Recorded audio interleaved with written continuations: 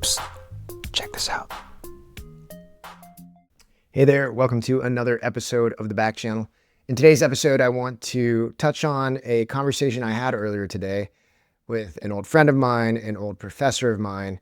I got a chance to catch up with Jeff Bussgang, longtime professor at Harvard Business School, a partner at Flybridge Capital, and just a good guy who is all about supporting the startup ecosystem.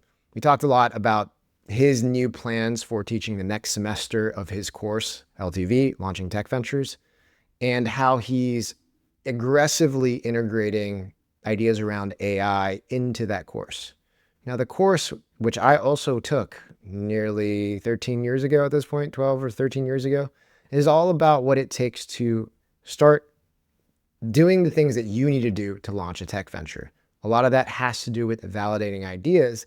And Professor Bussgang, or Jeff now as I have to call him, is integrating all this because he's also releasing a book called The Experimentation Machine, which is all about finding product market fit in the age of AI. And we had this fun back and forth about how so much has changed.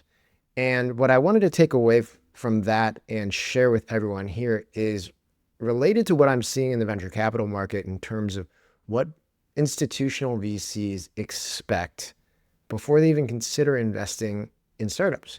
Now, this is a question I get a lot that I've gotten throughout my time running this company, which is, what do I need? What do I need before I go talk to investors? And there was a description that I used to use for pre-seed investors, which was, you need to validate the idea. You need to validate the problem space. And pre-AI, there was a range of what that meant and what pre-seed investors would be comfortable betting against. And I think a lot of times it was, does this founder knows the space well? Have they talked to a lot of customers? Do I believe that they understand that there's a problem, that enough customers have told them that there's a problem, and have they tested it a little bit? There are a ton of easy to make mistakes when growing a startup. I feel like I've either made them all myself or seen them all as an advisor and investor. One super common one is waiting too long to bring in expert help around managing company finances. I get why that happens though. You're not a tiny company anymore, but you feel like you're not big enough to have an in-house finance team and don't want to waste money. My advice to you is to avoid the mistake of just winging it. This is not a time to fake it till you make it.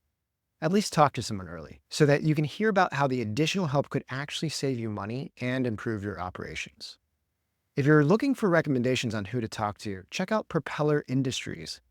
They've worked with hundreds of venture to growth stage startups, so have a ton of deep knowledge to help you avoid major bumps and set your company up for success, whether it's talking to investors or planning for future growth. Set up a free call by going to fundedpod.com/propeller. That's PROPELLER, and tell them we sent you. They're giving Funded listeners a one-time $2,500 new client credit if you work with them for 3 months.